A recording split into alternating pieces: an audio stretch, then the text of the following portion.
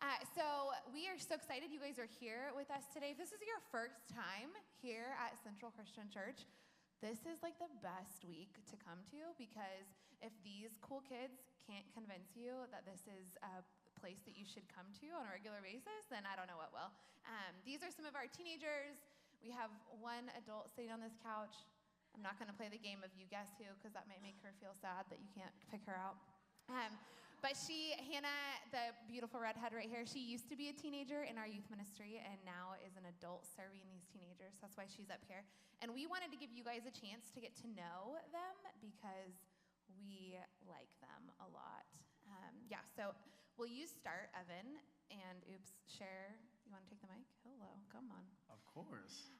Start with sharing your name, even though I just said it, and your age and what school you go to. My name is Evan. I'm 17 years old, and I currently attend Branham High School. My name is Hannah. I'm 20 years old, even though I get mistaken for being like 12. I'm 20, and I go to West Valley. My name is Natasha. I'm 17 years old, and I go to Branham in West Valley. My name is Becca. I'm 18, and I'm going to Seattle Pacific. My name is Jaden. I'm 14 years old, and I am going into Pioneer High School. All right, Jaden, you just graduated 8th grade, right? And you're going into high school, and you're kind of a big part of our youth ministry. All of these guys are regular part of what we do in our youth ministry. And so the question that I would ask all of you guys to start us off is, why do you choose to be a part of our youth ministry here? I choose to be a part of this youth ministry because it's different from a lot of youth groups and youth ministries that I've seen before. And the people and the leaders and all the kids, they're very welcoming. And they make you feel like it's home. The reason that I go to this youth ministry is just like the sense of belonging that I found here, and friendships and everything. I didn't have the best experience in high school, so finding those things were really important to me, and I was really glad to find that here. So I choose to be a part of this youth ministry because God talks a lot in the Bible about being in community with others. And I find that it's really important also with those around your age, and also making all those new relationships with different people and having people to rely on to pray for you and help you through hard times and to give you advice as well. And teenagers give teenagers really good advice, don't they? A lot of the time, yeah. Sometimes, right? Yeah. So I have been a part of this youth ministry since I was a little itty-bitty 6th grader, but I continue to choose this youth ministry because I love the kids and I love what we are doing here at Central with our youth. I love this youth group a lot. One of the main reasons is leaders such as Kyle, Kayla, but also the students, they hold us accountable, especially if we're going through something. A lot of, ministries I used to be at, they'd just be like, oh yeah, we'll get you through this. No, like, they will literally text you, they will bug you, they will take you out to lunch, and, they will talk to you about it, they will hold you accountable, and they'll help you get through difficulties that other youth groups won't do. Yeah, that's very important for our youth ministry. And just so you guys know, you guys help hold us accountable too. We got to be on our best behavior when we're hanging out with teenagers all the time, so it's good for the adults too. All right, Evan, what is your favorite sauce to put on noodles? A1 steak sauce. A1 steak sauce. Hannah, you used to be a kid, and now you're a quote-unquote adult leader. Do you feel, there's this joke of I can't adult, right? Can you adult? No. Do you feel like you're an adult? Sometimes. Okay. Yes and no. Yes when you're with the teenagers, no when you're with adults? I feel like it's both during both. When I'm with the middle schooler girls, that's who I hang out with on Tuesday nights. like I get to be goofy and silly, but then at the same time I'm like, okay, let's have a serious conversation. Like, let's be productive with our time. And then with adults, no. I still feel like I'm a little 5-year-old. Tasha, what's the most recent book that you've read? Other than the Bible, or okay, so Brown noser. So I really don't read. Can you say that again louder? I What? don't read. I don't I read. know how to read, Okay. but I don't read. Confessions of a teenager. I don't read. So funny story, actually. My mom, right there, she has this really big book, and she says it's really good. It's got a great message behind it, and she really wants me to read it. So for the past 3 weeks, I've been trying to convince her to find a video on it on YouTube, a movie, anything other than the book that I could learn the same stuff from. But I'm just not a big fan of reading. Yeah, when Tasha told me that story, she was like, my mom wants me to read this book. And I just said, Mom, isn't there a movie on it? It's true. Becca, what is your go-to dance move? Okay, so I grew up doing theater, which means that I can dance if it's choreographed, right? So if you catch me at a party, I will be up there, like, step touching, and, like, you know, like those really awkward dads in a middle school dances, they go to chaperone, and they're just like, hey, what's up? That's my son. Like, that's me. I'm just like, friend, hello. But if it's choreographed, you can bust a move. Yeah, no, if it's choreographed, I'm like set. But until then, I'm like, I don't know what I'm doing. And Jaden, you're the youngest one up here. Why did you decide to be brave enough to say yes to be on this panel this morning? Because I felt bad for saying no to Kyle, because he's such an amazing guy. And because I felt like it would be a great opportunity to let the people of the church get to know me and for me to get to know them as well. Cool, thank you. So on that note, I'm going to start with you, okay? Okay. You ready? Yeah. Yeah. What is the one thing, if you had to pick one big thing, that you wish all adults would better understand about teenagers who are growing up in Silicon Valley? I think the biggest thing I wish they would understand is that a lot of the time teenagers don't know how to get involved in the communities, or they'll want to do something or they wouldn't want to do something, but most of the time, yeah, we don't know how to get involved, and a lot of adults don't understand that.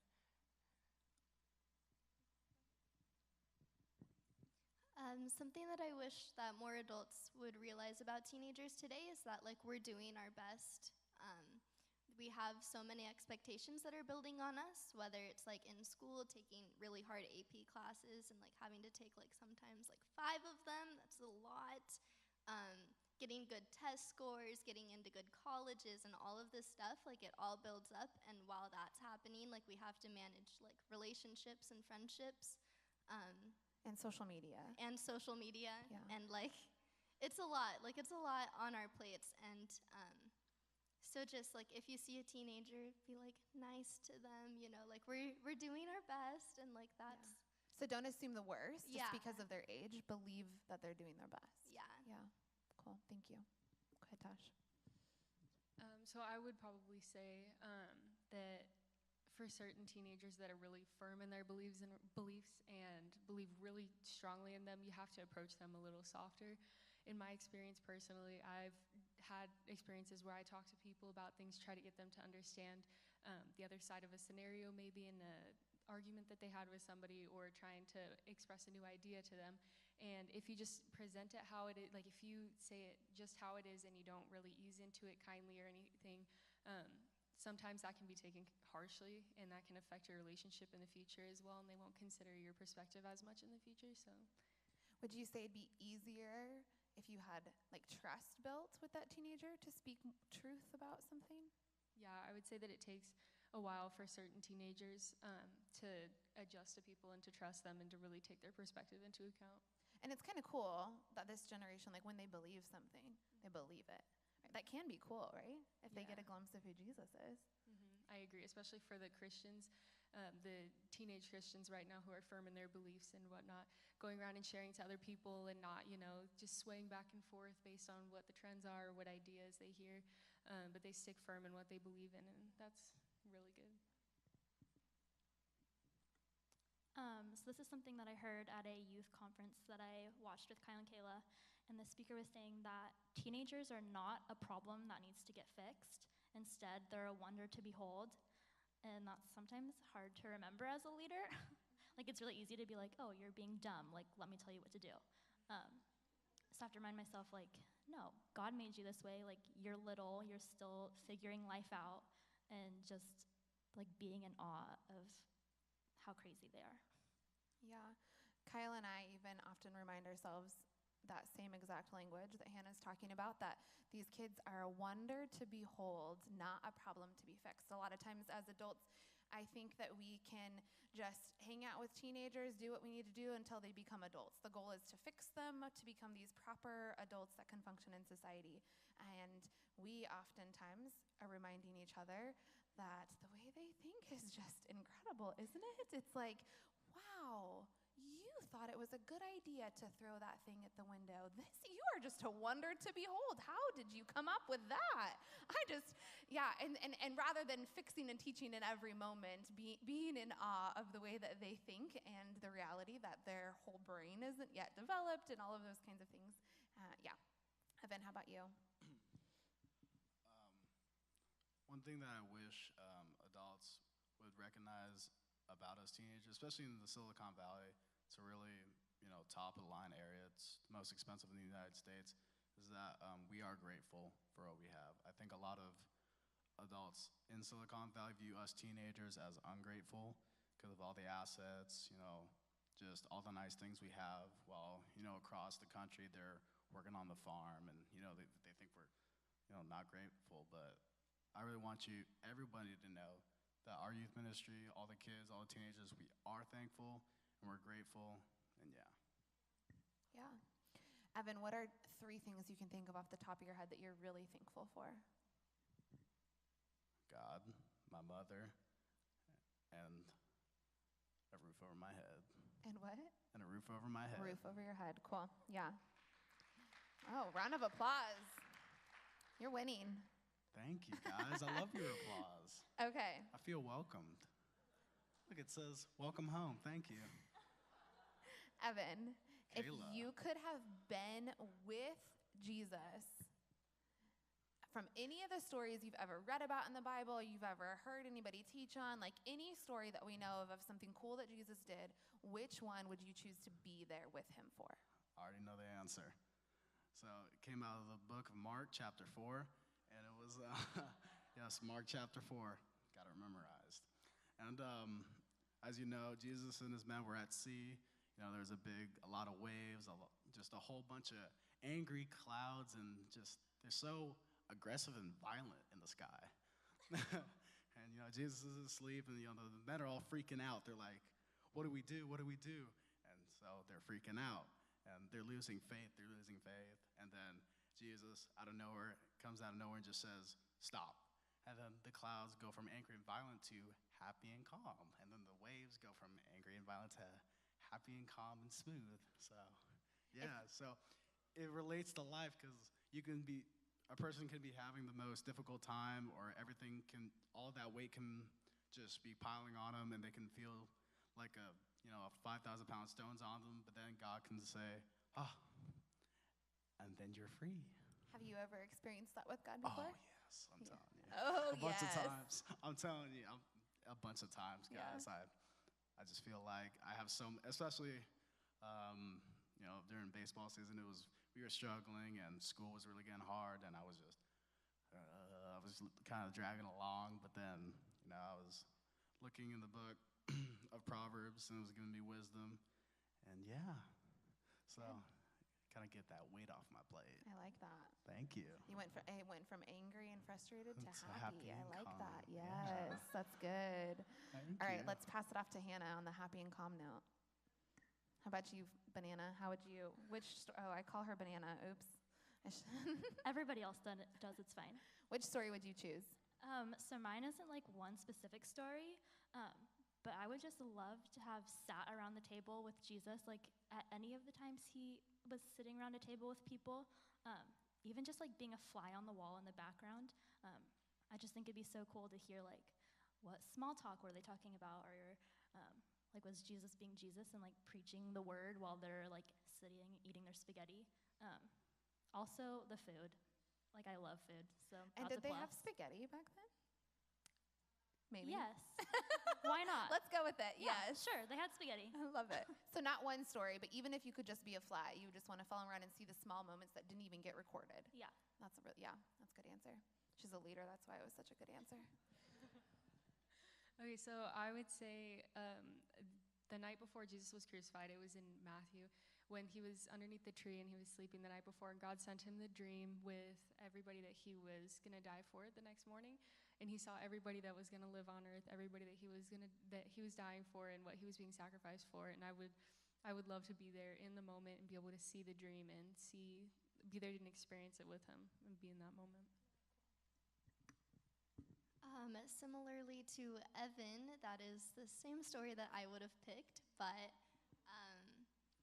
in like a bit of a different sense of that story. Just like, like growing up in California, we don't have a lot of storms, so to me, storms are really scary. I don't like thunder or lightning. I'm like, rain, that's it. But, so to me, it's like really cool that God could like, just like tell everything to stop, and it did, and it listened to him.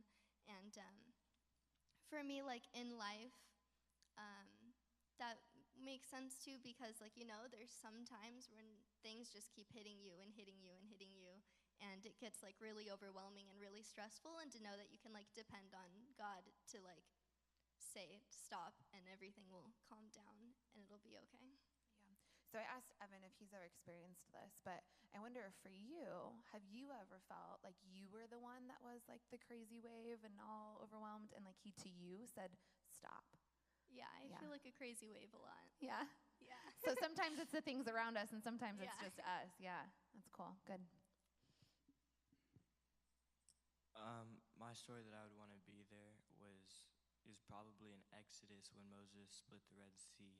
And I would want to be there to see God's thought process on why he chose Moses specifically and not anybody else. And just the way he told Moses to do it, not through words, but through actions, and how Moses felt when God chose him. Yeah, that's really cool. Do you think Thanks, anything Kayla. of that has to do with him choosing you for things? Maybe now you think that because I said it. Maybe. Cool. Okay. Okay. Jaden, what is your biggest hope and prayer for the teenagers, like all teenagers in San Jose? You guys all just shared some of your favorite or story you'd want to be, experience with God or with Jesus from the Bible, and most teenagers don't know anything about the Bible or anything about Jesus or have a place like this that they get to be a part of. What's a hope or prayer that you have for like all teenagers in all of San Jose? Because there's thousands and thousands of them. There's a lot of you guys. We are outnumbered. My biggest hope is probably that we would all grow up successful, not only through school, but through work, and that we can grow up being proud of our accomplishments. But success isn't just being on the very top at all times, but just working our way up that ladder.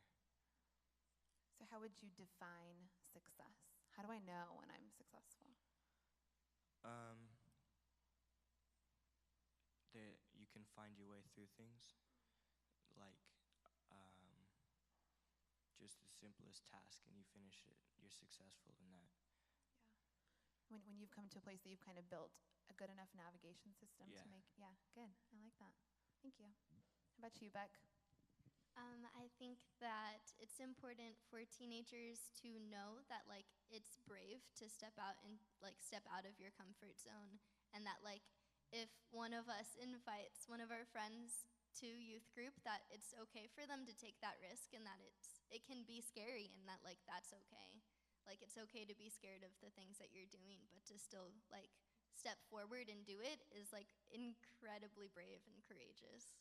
Yeah, I tell you girls all the time, you can do hard things. Yeah. One thing that I would hope for the teenagers today is that they would realize that to have a good time, you don't always need to be doing drugs and, drinking alcohol and whatnot. I know especially in this area, I have a lot of friends who have started to rely on those things, and they feel like they can't have a good time without it. And especially when they're invited to youth group and whatnot, they think that they're just going to be shunned for the things that they've done. But in reality, we're here to be welcoming to them. So I think that that's really, it's intimidating to them, and I just hope that they would hopefully kind of start to see the light that God's bringing for them. My hope for teenagers in San Jose is that they realize that they are all united. It's really easy to get caught up in the gossip and oh, I hate that person because they did that, or oh, that person is they're better than me because they have X, Y, and Z. Yeah, so I just hope that they realize that they are in this together and that they're not alone. I hope for the teenagers right now that they, and for the future, that they get just a glimpse of God. Because that little glimpse of God, that little light, or that little trigger can lead to curiosity. And then they're like, oh, okay, I want to see what this guy's about. I've heard he's great. Yeah, but I want to see what this guy's about. So that leads them to going to church. That leads them to getting involved in youth group, and so on and so forth. And that leads them to being a kingdom worker, and then that involves you being baptized. And it's just it's like a domino effect. So, yeah. It reminds me of the verse that says, to taste and see that he is good. That if we could just give them a little taste, they'll see how good he is. Yeah. Yeah. Forgot what book that was in. I don't have the whole Bible memorized like you do, Evan. I don't know. Yeah. Okay. What is the hardest thing for you about being a teenager in Silicon Valley / San Jose? Time management and prioritizing. Because there's a lot of things to do, honestly, in San Jose. I mean, when you look at, Midwest, there is a lot to do. But the way we see it, there's not a lot to do. There's not You a lot have a thing with the Midwest I this love morning. the Midwest. I'm an Okie. Is anybody in here from the Midwest? Who's from Oklahoma No? in here? No one? Nobody. Okay. No? All right. The priorities. So priority is a main one, because you have, school, you may have sports, also AP as well. There's just a lot of, overall things that, are expected of us, but we choose the wrong things sometimes over what's right, and that's what's really hard, and we're not fully developed yet, and I think that's something that needs to be dealt with. Yeah. Yes, and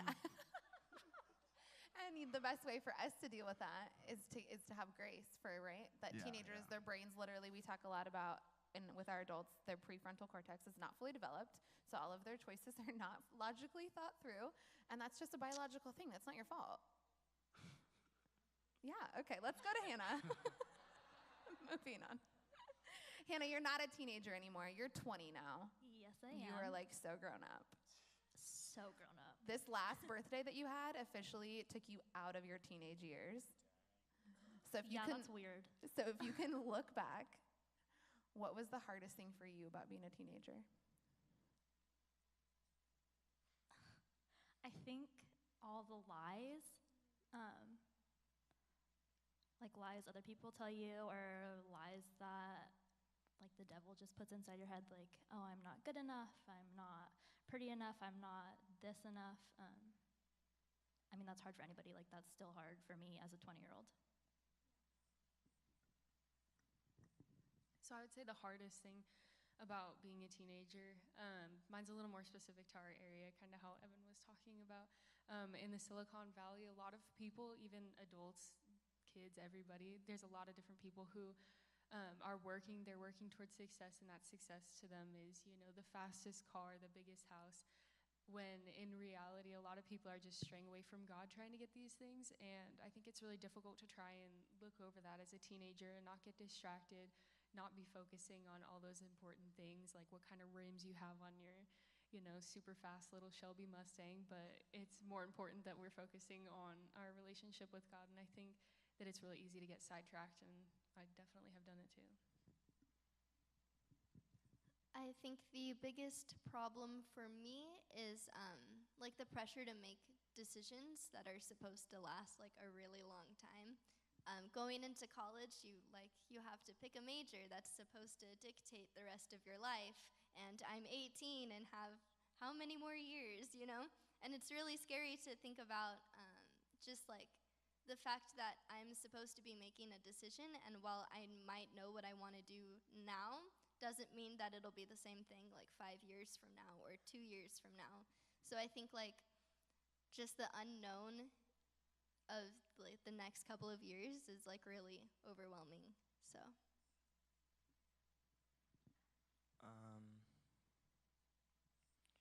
probably living up to expectations, because as a teenager, there's school, and if you do sports, there's that, and then around the house too, like chores and stuff, and then expectations puts a lot of pressure on you as a person, and then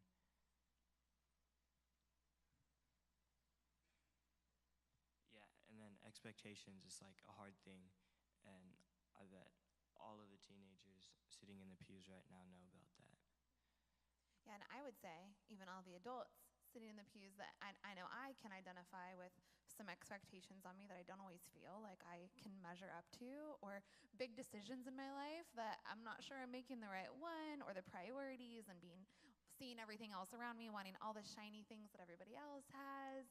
Yeah, all of those things I think adults can identify with teenagers more than we like to think that we can.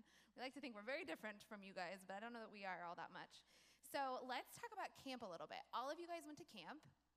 Yeah, and it wasn't, all of you guys, you've gone more than once. This wasn't your first experience. And Jaden, because he graduated from 8th grade this last year, he went to high school camp as an incoming freshman and middle school camp as an outcoming middle schooler, 8th grader. And so that's really cool. You got to experience both of them in the same 2 weeks back to back. That was tiring. I did it too. Yeah, we survived. Will you guys share with us a favorite moment from camp for you? And you can share one from each, Jaden. My favorite moment from high school camp, CIY, was every day of the week, every night of the week when we had worship. A good person over there sitting in the pews, Hunter Morrissey, he felt the Spirit. Like, I think the first night he didn't really understand it, but then going on, it grew on him a lot. And he's an emotional person. He cried a lot, and he knows it, but I respect it because I think he grew during that experience. And how about for middle school camp? Middle school camp, my favorite memory was the one night when the speaker, Travis, he asked everyone, if it's your first time, if you want to accept and follow Jesus, God, and the Holy Spirit, and can you stand up and come up to the front and I'll pray over you. And 3 kids from my cabin, one was an incoming 6th grader, one was a 7th grader, 2 were incoming 6th graders, and one was a 7th grader.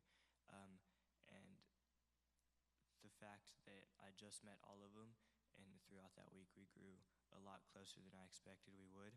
And then they stood up that night, and just hit me how young they find it, and that everyone can find it, yeah. That's really cool. So for both camps, I'm hearing you say that your favorite moments were watching other people have these moments of experiencing God, that was really powerful for you. Yeah, that's really neat. I wonder if you had a moment where you experienced God for yourself. I did. So, one of the teenagers that comes here, Joaquin, we've known each other for a long time, and we've been really close for a long time. And one night at high school camp, they had like LED lights strung across like a little make-way doorway, and they say, if you felt God in the past week, then walk through the door. Is that what they said? Or I can explain it a little more if you want. okay, yeah, can you do that? Yeah. but I'll do it after you share. Okay. Just talk about the moment for you. And then, so they had the doorway, and then I was planning on doing it with Joaquin since we were close. But then someone new from the church that none of us have met before, or some of us have met before, but the majority of us haven't, Brandon over there, he came to the church Monday morning when we left for camp. And he really wasn't talking to anybody, but we all grew close on him that week. And so when me and Joaquin were going through the door, right before we stood up, Brandon walked over to us. He said, "You guys want to go through with me?" And then that hit me how fast people can grow a relationship in God and through each other. And Yeah, and that's really cool because your favorite moment from middle school camp was being this graduated 8th grader and getting to like hang out with these incoming 6th graders all week. They followed Jaden around like little ducklings in a row. It was really precious. And then when you're at high school camp, you're an incoming freshman. So now you're the baby of the group. And there's an older kid that comes over and invites you and Joaquin, both freshmen, right, to do this. Yeah, that's really cool. I'm glad. One of my favorite moments at camp was towards the end of the week. It was on like a Thursday or a Friday, and it was one of those really like hard-hitting nights. There were a lot of people who were really feeling it, and there was this one person that I was like worried about and was like thinking about, but God started like whispering in my ear like, "Hey, I know you're worried about them, but I really want you to go to these two friends that you have had for the last like couple of years. This is their first time like experiencing this. You should go be with them." And I was like, "But I want it." And then he was like, "No, you're going over there." So I was like, "Okay, I'm going over there." And Way to listen. He knows best. Good job. yeah. And so it was really cool like getting to experience that moment with them and like getting to be there with them. And I think that it like brought us closer together. And it was just really cool for it to be their first year and to have like a big moment like that happen. Yeah, and I just want to comment really fast because you guys, Sophia is one of those Yeah. two that you were mentioning, and Brandon, you mentioned Brandon, and both of those students were on our worship team this morning, and both of those students had never even met Kyle or I or come to this church before Monday morning when we left for camp. And now they're all in and on the worship team up here, and yeah, so it was really powerful, that experience that they got to have. All right, Tash, what was a favorite moment for you? So mine wasn't exactly one moment. It was just throughout the week how things kind of changed. My favorite thing about camp was meeting the new people because we had a bunch of new people. This is probably the biggest group I'd ever seen at a camp of people that none of us had known. And so meeting all those new people and building relationships throughout the week was really awesome. And getting to see them at the end of the week, seeing where they're at and learning things from each other and kind of just figuring each other out. Also, there was one person in specific. She had come in as a proclaimed atheist. She didn't believe in God. And she, by the end of the week, left saying that she believed in God, she believed in Jesus. And it was just super awesome to get to know her throughout the week and hear that from her. Yeah, that's worth clapping about. Yeah, woo! The whole week is my favorite. That happens every year. Like, I still watch the video from last year because I'm like, oh, that was the best week of my life. But the moment that really sticks out is on the second day. There's a lake at this camp. I was at middle school camp. And you have to take a swim test before you get in. Like, you can't even, like, sit in it without a pass. And a couple of our girls didn't pass. And so I was just, like, checking in, like, are you going to try again? Like, are you just going to sit out the week? And both of them, like, were kind of hesitating. And I was like, do you want me to do it with you? And they're like, yeah, let's do it. So I, like, went and changed my bathing suit on. And it was just really cool. Like, we took our time. We were just, like, talking to each other, but the whole time I was like, we can do it, like, we got it, like, do you want to, like, rest for a minute, like, do you want to hold on to my arm? And by me encouraging, like, they started encouraging each other, and they were like, yeah, we got this. And they both ended up passing, and they were out on the blob all week. Way to be a good leader. Thanks. You're welcome.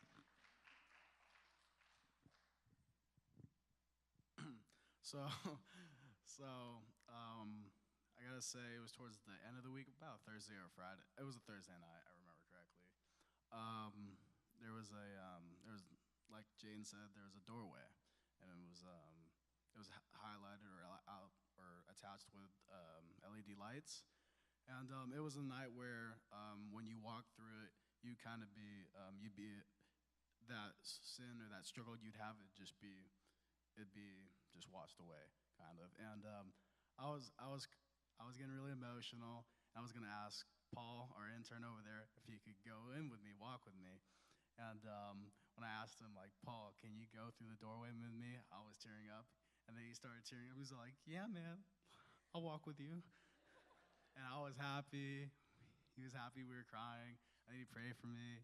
And it was such awesome. It was such a burden off me. Because I struggle with pride a lot.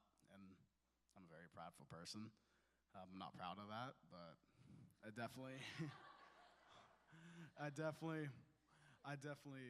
got, it was, it was good. Was it one of those, kind of like those moments, that Yeah, moment those of the moments. waves, right? Yeah. You walked through the door and it was kind of like, oh, yeah, it was Yeah. like all that burden and anger, but now it's just calm and happy. yeah, just like See, that.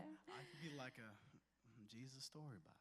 So every night at CIY, which is the high school camp, just because they both mentioned the doors, I want to explain a little bit of that night because it was really powerful for a lot of our students. In the morning, we had small groups where a leader would have a group of students, and we didn't lead the discussion. Students led themselves, and we got one little piece of it to lead, which we love. And but that morning, leaders put these wristbands on every student on both wrists, and they wore them all day long. And we kind of talked about it a little bit about what it meant, but they didn't really know what it meant because we knew it was coming that night. So it was like secret agent status where we couldn't tell them. And then we showed up at the night session where there was teaching and worship, and we would do that every night. And the end of every single service every night would end with a handful of songs so kids could process whatever the challenge was or the teaching was for that day. And to start that service, though, leaders would take more wristbands, and we took the third one and put it between the two so that their wrists were interlocked like a chain. So for the whole message, for the whole worship experience, they're trying to worship and they can't get their hands up because they're stuck together like this, and they're trying to take notes and they're stuck together, and they're trying to rub their friend's back who's crying and they're stuck together. And the point was to feel really awkward and uncomfortable because the reality is we believe lies about ourselves and they're chaining us down and we don't even feel it anymore. The reality is that we step into sin that now has become so fun that we're comfortable in it and we don't even see it as sin anymore. And so these chains that we in our normal everyday life that God wants to free us from, we sing that song of who the Son sets free is free indeed, and we're not living totally free because of these chains that we're not even aware are there. So the point was to be really annoyed and uncomfortable in these chains, and I did it with the students because I wanted to experience it also, and I was very annoyed. I wanted to take notes, and it was not easy.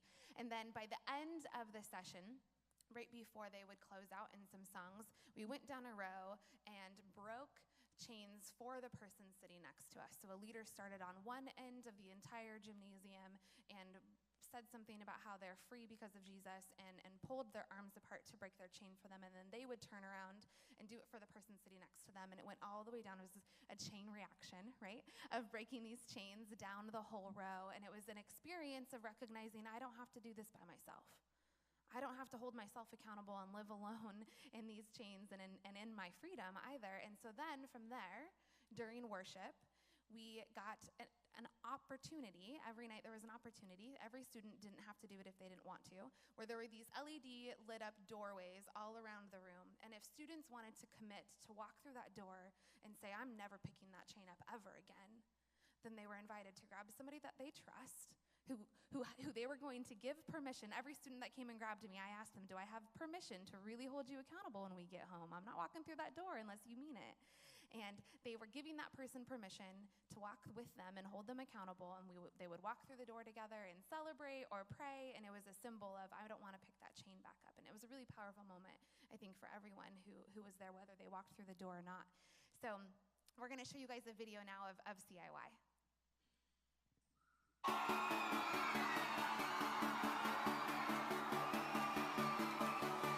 Briefly, here's a few kind of like highlights from this last year. What's the first one? Last Labor Day, we took our students on what we call an inductive Bible study retreat.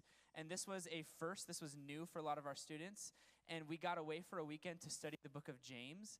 can you imagine a bunch of teenagers sitting in a house and we wrote out the entire book of James? We listened to it over and over again. We read it the entire time. We pulled out Bible dictionaries to look up words so that we could actually study this book.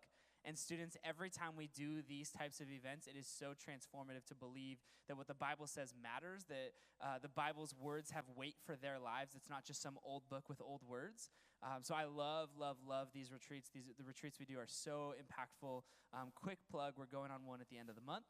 So if you have a teenager, sign them up, because these weekend getaways, we're studying the book of 1 John this year, are so incredibly, not only do they get closer together, as you can see, going to camp and stuff, these kids joke around, they laugh, they have fun, we do those things, but then we come home and we're like, man, the Bible is cool, and God is cool. So we did that, and as the last year has gone on, for a lot of the adult leaders, it was becoming very obvious that middle school students and high school students kind of need their own space, and that when they're stuck together, they kind of bug each other. And so we were working towards, what does it look like? How do we do this? How do we get these students their own space? And so the first step to that was we got to hire a youth ministry assistant. And so Hannah got hired last year and played an incredible role in us being able to have middle school and high school separately.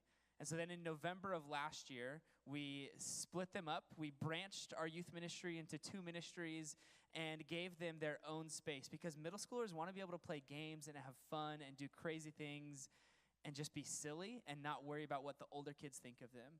And the high schoolers want to play those same exact games, but if they're around middle schoolers, they think they're too cool. And so they need their own space to be able to play those games and have fun as well. And middle schoolers and high schoolers need to hear us talk about the Bible and teach about God in their own language, because middle schoolers and high schoolers speak this really weird language. They're these mini humans whose brains aren't developed, right? They speak a special language. And so for middle schoolers, we need to really speak to middle schoolers, and high schoolers to high schoolers. So we were able to do that, and we split them same night, same time, but in different locations on campus. And middle schoolers were kind of meeting in a temporary space. And then come into January, and we got to welcome 4 brand new leaders, which kind of helped us as we continued to grow, because it stretches leaders to split into 2 different groups. And so then we got to welcome Jenny and John Luke and Anthony and Sarah Marie into a team. Give it up for them. They said yes to join a team of a whole bunch of other adults that have already said yes to helping out with these teenagers, and we could not do camp, we could not do a youth Sunday, we could not do a lot of what we do without them. Growth would not have been happening. And then last spring, we took a handful of our high schoolers to Northern Ireland. We went across the world, not just the country, and they got to experience their first cross-cultural missions experience. And those experiences, if you've ever been on one, you know they are so transformative. My missions experiences when I was a teenager changed my life. They changed the direction of where I was going. And so for a lot of these students, it was good to go and serve and do things for the town that we were living in. But I think one of the most impactful things of that week is that our students really got to see the Holy Spirit move in a way that they hadn't beforehand. That they got to experience prayer work in a way that a lot of them didn't believe it did beforehand. And those truths, to really hang on to and believe those truths as a teenager, man, that'll change your life. That'll change where you're going. That'll change your family. It'll change your school. It'll change things. And then we took our high schoolers for the first time in late spring, as school was almost ending, on a high school girls and guys retreat separately. So then we got away for a weekend. Our retreats that we do are the most important things we do as a ministry. And then for summer, we took over 80 people to summer camp this year. Over 70 of those were students, were teenagers, which is awesome, yes. And we took 17 leaders, 17 adults is what it took to handle those students over a 2-week period. Some of those adults went to both weeks, but it takes an enormous effort, a fleet of vehicles to get these students to camp. Without those leaders, we would not have been able to take that many students. So it's incredible. I love to see the growth. The growth is exciting and it's fun.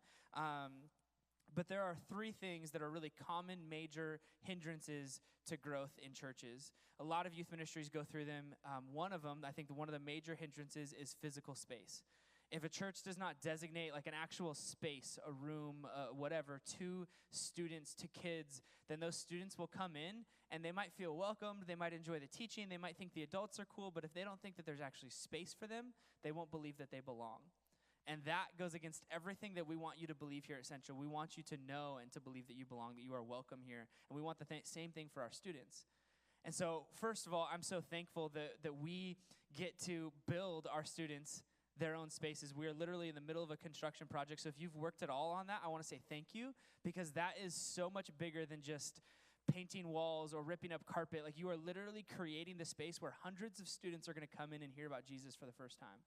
And that is going to change their life forever.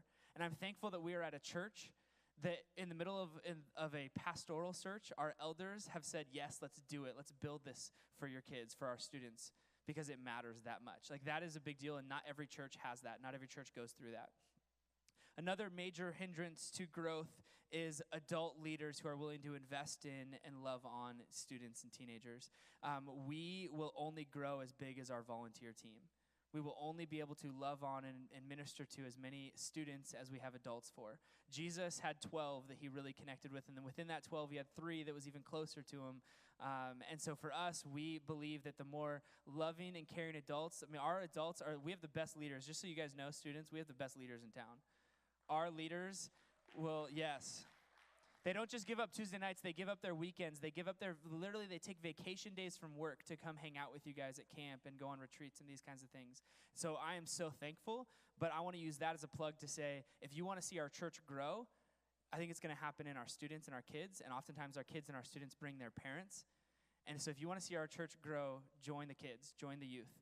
Be a part of what Kristen is doing on Sunday mornings.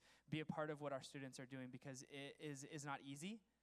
We give a ton of time, and sometimes they're not super grateful and excited about it. But then there's sometimes like this morning where you realize they are, and it matters.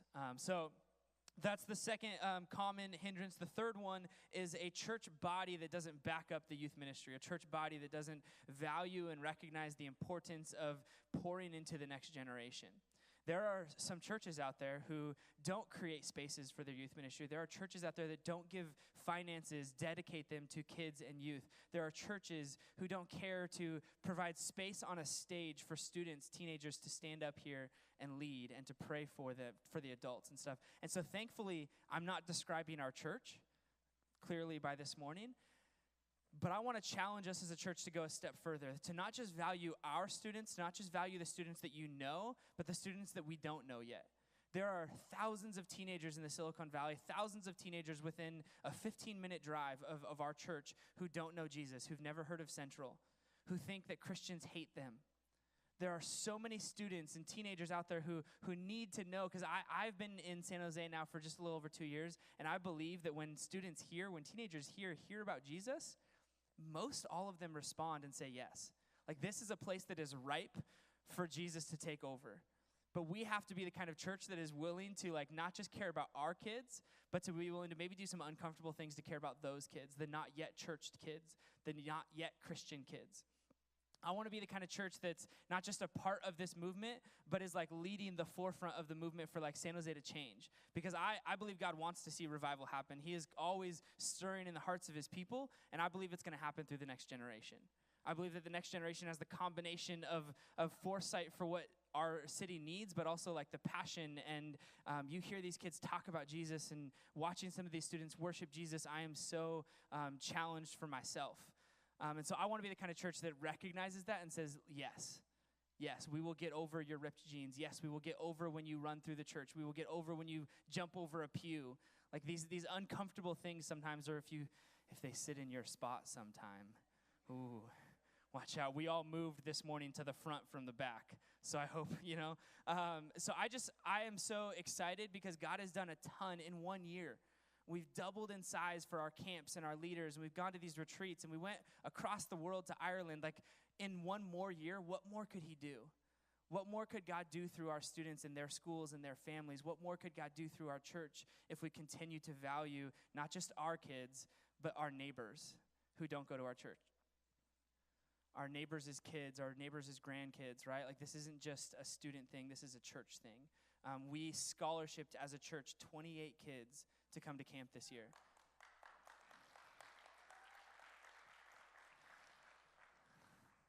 It's 28 kids that would have probably otherwise not had the opportunity to come to camp. Most of those kids, it was a full scholarship.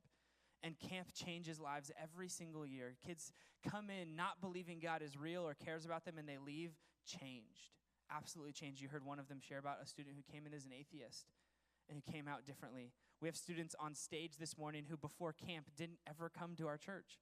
And here they are leading us in worship. Like camp is the highlight of our year. It is the peak of what we do as a youth ministry every single year. And so to give scholarships is a really, really big deal. It's not just giving money. You're changing people's lives. And so I just want to say thank you for that and just challenge, like, what more? How can we continue to value? How can we continue to pour into this generation so that they come up? This is the future of San Jose. This is the future of our church.